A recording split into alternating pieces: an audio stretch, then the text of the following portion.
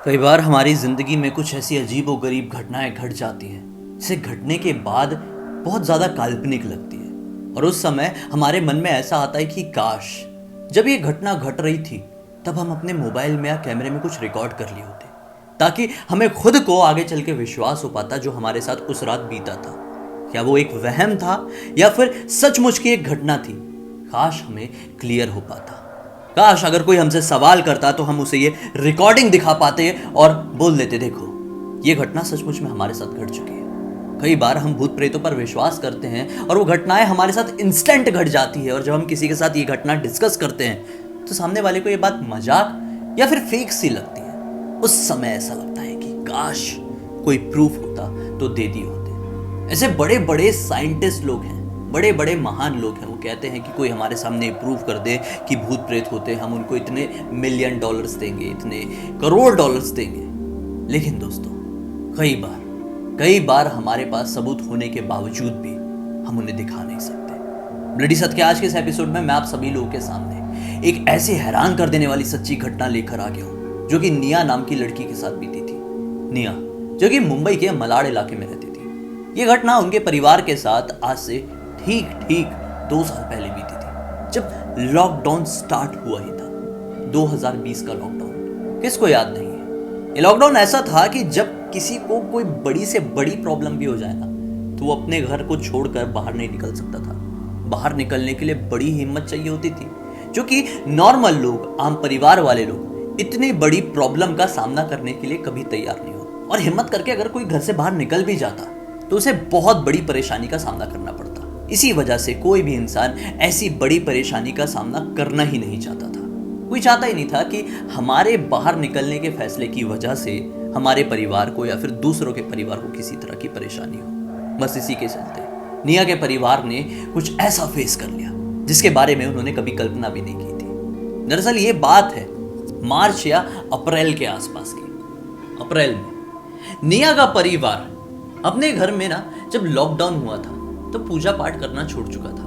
इनके घर पे जो भी देवी देवताओं की मूर्ति थी वो इसी तरह से सूनी पड़ी हुई थी। कई बार ऐसा हो रहा था कि उसमें धूल चढ़ रही है, जाले लग रहे हैं। कुछ दिनों बाद इन्होंने नोटिस करना शुरू किए कि जो देवी देवताओं की मूर्ति रखी है वो अपने आप रात में जब हम सो रहे होते हैं तो ऊपर जहां रखी थी वहां से गिर गिर के टूटने लगती है। इन्हें बड़ी ये बात अजीब लगी। काफी दिन बीत गए और काफी सारी मूर्तियां टूट गई। घर के कुछ लोगों ने सोचे कि ये किसी तरह का कोइंसिडेंस है। रात के समय शायद घर के अंदर कोई मोटा सा चूहा घूमता है, उस चूहे की वजह से मूर्ति की यह हालत हो रही है। उन्होंने चूहे के लिए कुछ पिंजरा बिछाए, जाल बिछाए ताकि पकड़ में आए तो हम उसे बाहर सेफली ले जाकर छोड़ दें। लेकिन ऐसा कुछ भी नहीं हो रहा था। चूहा था ही नहीं, जाल में कैसे आता? जो उस घर में था वो कभी जाल में आ ही नहीं सकता था। ये उन्हें उस समय समझ में नहीं आया, थोड़ी बाद में आया जब लेट हो चुका था। अब कुछ दिनों बाद ये अजीबो गरीब घटनाएं होने का सिलसिला थोड़ा बढ़ता चले गया। अभी तक तो देवी देवताओं की मूर्ति ही गिर रही थी, लेकिन अब घर की पेंटिंग्स, घर के आईने, घर के बल्ब्स भी टूटने लगे। इन्हें कुछ अजीब लग रहा था, लेकिन जैसे तैसे करके मैनेज किए जा रहे थे। लॉकडाउन था, चाहकर भी ये घर को छोड़ नहीं सकते थे। अब अभी तक तो ये सिर्फ चीजें टूट रही फूट रही थी, चीजें गिर रही थी। अमावस की एक खौफनाक रात आती है। इस रात में अचानक से ये जो निया थी अपनी एक बहन के साथ, दरअसल ये 4 बहनें थी, लिविंग रूम में सो रही थी। सोते सोते रात में तकरीबन 12:30 बजे इसे ऐसा फील होता है कि हमारे लिविंग रूम का दरवाज़ा खुला, किसी ने हमें देखा और दरवाज़ा वापस से बंद हो गया। 1 सेकंड के लिए इसे ऐसा लगा कि मैं सो रही हूँ और जो मेरी बड़ी बहन है जिसका रूम जो है लिविंग रूम से बस ऐसे ही लगा हुआ है, ये जो दरवाज़ा दिख रहा है ऐसे ही चिपका हुआ है, वो शायद अपना दरवाज़ा खोली होगी, हमें देखी होगी, दरवाज़ा बंद कर ली होगी। एग्जैक्टली सेम चीज़ वापस से वो चीज़ दोहराती है। फिर से दरवाज़ा खुलता है, हल्की सी रोशनी अंदर से बाहर आती है, कोई फिर से दरवाज़ा बंद कर लेता है। तीसरी बार होता है, चौथी बार होता है, 5वीं बार होता है। अब निया को लगता है कि कुछ गड़बड़ है। तुरंत अपनी आंख खुलती है और भागती हुई जाती है उस दरवाजे के पास। बस वो यहीं पे सो रही थी, ये था दरवाज़ा। भागते हुए जाती, दरवाज़ा जैसी खुलती है तो अंदर की तरफ तो सब कुछ नॉर्मल था। निया की बड़ी बहन जिसका वो कमरा था वो अपने कमरे में सो ही नहीं रही थी, वो दरअसल अपने दूसरे कमरे में दूसरी बहन के साथ सो रही थी। इसे बहुत ज़्यादा अजीब लगा। इसे तुरंत याद आया, हाँ दीदी तो आज इस रूम में सो ही नहीं थी। फिर ये क्या हो रहा है। वो तुरंत इधर उधर खोजने की कोशिश करती है, शायद हमारे साथ कोई बदमाशी कर रहा है हमारी दोनों बहनों में से, लेकिन उस रूम में कोई था ही नहीं। पर्दे के पीछे देखती है, वॉशरूम में देखती है, इधर उधर बहुत ढूंढती है, पलंग के नीचे देखती है, लेकिन कोई नहीं मिलता है। अभी घबराई हुई सी, सहमी हुई सी अपने बेड में आके लेटती ही है कि रात के 3 बजे के आसपास अचानक से इसे अपने वॉशरूम से कुछ आवाज आती है। इसकी नींद खुलती है, ये सोचती है शायद मेरा वहम था, चलो नींद खुल गई तो वॉशरूम जाती हूँ। वॉशरूम जाती है और जैसे ही वॉशरूम के अंदर एंटर करती है ना, वहां पे एक खिड़की लगी हुई थी। वो खिड़की के बाहरी इलाके से कुछ उर्दू में बोलने की आवाज सुनाई देती है। ये थोड़ी घबरा सी जाती है, तुरंत वहां से निकलकर बाहर आती है, अपनी सांस गहराई से लेती है और इसे याद आता है कि दरअसल जो हमारे बाथरूम वाला विंडो है वो एग्जैक्टली एक ऐसे विंडो से जुड़ा हुआ है, मतलब उनका ये विंडो और उनके इस विंडो से जुड़ा हुआ है सामने वाले फ्लैट का एक विंडो। और वो जो सामने वाला फ्लैट था ना, वो किसी भी तरह से नॉर्मल नहीं था। दरअसल उस समय से ठीक 2 साल पहले वहां पर एक दंपत्ति रहा करते थे। एक दिन एक झगड़े के दौरान उस पति ने अपनी पत्नी को मारकर उस बाथरूम की खिड़की से नीचे फेंक दिया था। आए दिन इनके घर पर बहुत लड़ाई हुआ करती थी और इस कारनामे के बाद सब कुछ शांत हो गया। पति ने पहले अपनी पत्नी को फेंका और फिर खुद की भी जान दे दी।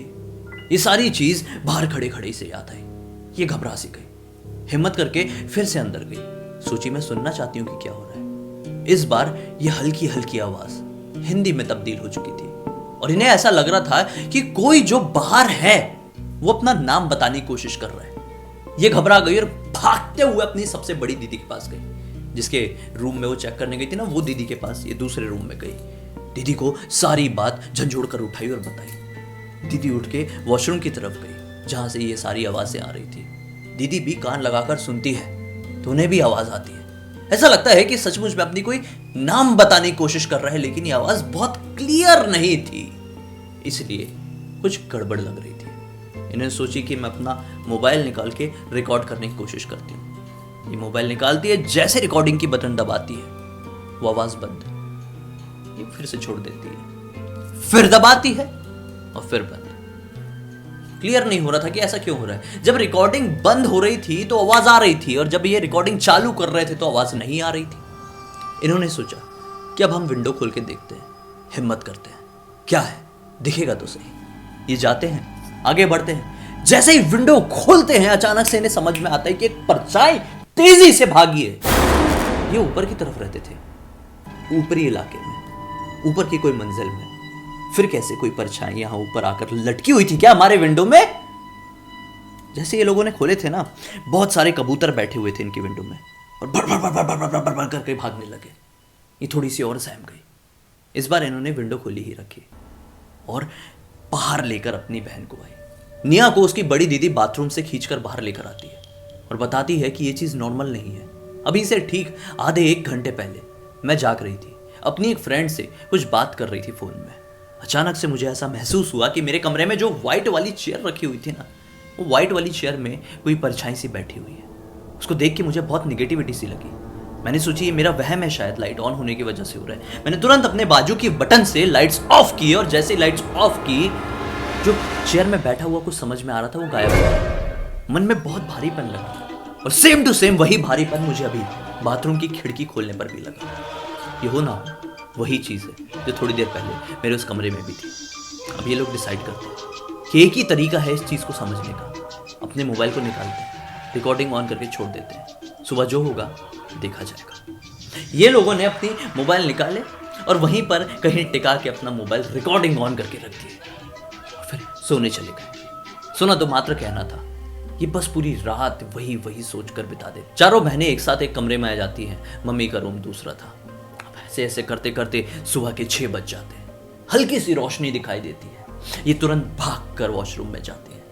रिकॉर्डिंग तो बंद हो चुकी थी ऑब्वियसली, क्योंकि इतनी ज़्यादा स्पेस तो होता नहीं है मोबाइल में कि 3-4 घंटे का एक साथ लगातार रिकॉर्ड कर ले कुछ। लेकिन फिर ये रिकॉर्डिंग चेक करने जाते हैं कि कितनी रिकॉर्ड हुई है और क्या रिकॉर्ड हुई है। देखो रिकॉर्डिंग चेक करते हैं सुबह सुबह मम्मी को बिना बताए।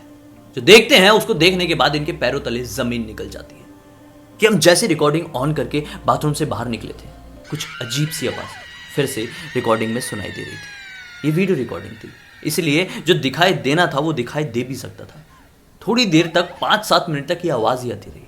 अचानक से जो इन लोगों ने विंडो खुली छोड़ दी थी, वो विंडो की तरफ 2 चमकती हुई आंखें आती हैं और फिर धीरे धीरे धीरे वो आंखें आगे बढ़ती चली जाती हैं। अब वो आंखें जैसे जैसे मोबाइल की तरफ आगे बढ़ रही थी, मोबाइल की ब्राइटनेस अपने आप कम हो रही थी। जितनी लाइट वो कैच कर रहा था पहले, अब वो लाइट बहुत कम होने लगी थी, बहुत कम होने लगी थी। अब समझ में नहीं आ रहा था वो आंखें अपने आप आगे की तरफ बढ़ रही या फिर आंखों के साथ सचमुच में कोई इंसान भी है। वो एकदम इतने नज़दीक आती है और रिकॉर्डिंग बंद हो जाती है। ये लोग बहुत घबरा गए क्योंकि वो जो आंखें थी वो किसी भी तरह से नॉर्मल दिखाई नहीं दे रही थी, बहुत ज़्यादा चमक रही थी। उन्होंने अपनी मम्मी को ये सारी बातें बताई। मम्मी थोड़ी देर बाद उठी, फिर बताया, और मम्मी ने जब ये बातें सुनी तो मम्मी ने कही कि ये चीज़ सचमुच में नॉर्मल नहीं है। क्या कर सकते थे, अभी हम रूम भी नहीं छोड़ सकते थे क्योंकि लॉकडाउन चल रहा था, घनघोर लॉकडाउन चल रहा था। इस लॉकडाउन में तो कोई काम से भी बाहर नहीं निकल सकता था। यहाँ पे तो पूरे घर शिफ्ट करने की बात थी। कुछ दिन इन्होंने यहाँ पर इसी तरह से काटे, पूजा पाठ शुरू किए, घर पर हवन किए और मन में शांति बनाए रखने की कोशिश किए। कुछ भी होता था तो सब लोग एक साथ मिलकर इकट्ठे होकर उस चीज़ का सामना करते थे, एक साथ सोने लगे। और जब जैसे ही लॉकडाउन ये ख़त्म हुआ, सबसे पहले इन्होंने उस घर को चेंज कर लिया। उस घर को शिफ्ट करके ये एक नए घर में रहने लगे, उसी इलाके के एक नए घर में। लेकिन जब से इस नए घर में गए, इनके घर की दिन दुगनी रात चौगनी तरक्की हुई।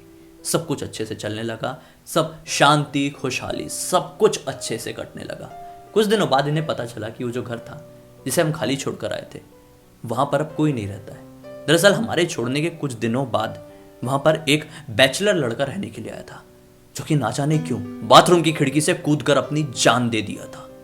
बस उसके बाद से वहां पर कोई भी रहने नहीं आया। कारण क्या था कभी क्लियर नहीं हो पाया, लेकिन इन्हें एक चीज क्लियर हो गई, उस घर में कुछ तो ऐसा था, हमारे मोबाइल में कुछ तो ऐसा रिकॉर्ड हुआ था जो हमारी दुनिया से बिलोंग नहीं करता था। अजीबोगरीब किस्सा था जहां पर एक भूत सचमुच में कैमरे के सामने आ गया था।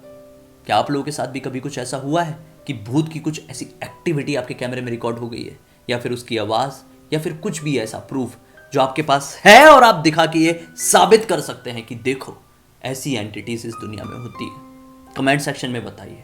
अगर आपको लगता है मुझसे वो चीज़ इंस्टाग्राम में आके शेयर कर सकते हैं। इंस्टा की लिंक इस वीडियो के डिस्क्रिप्शन बॉक्स में क्लिक करके डायरेक्टली वहां पर पहुंच जाना।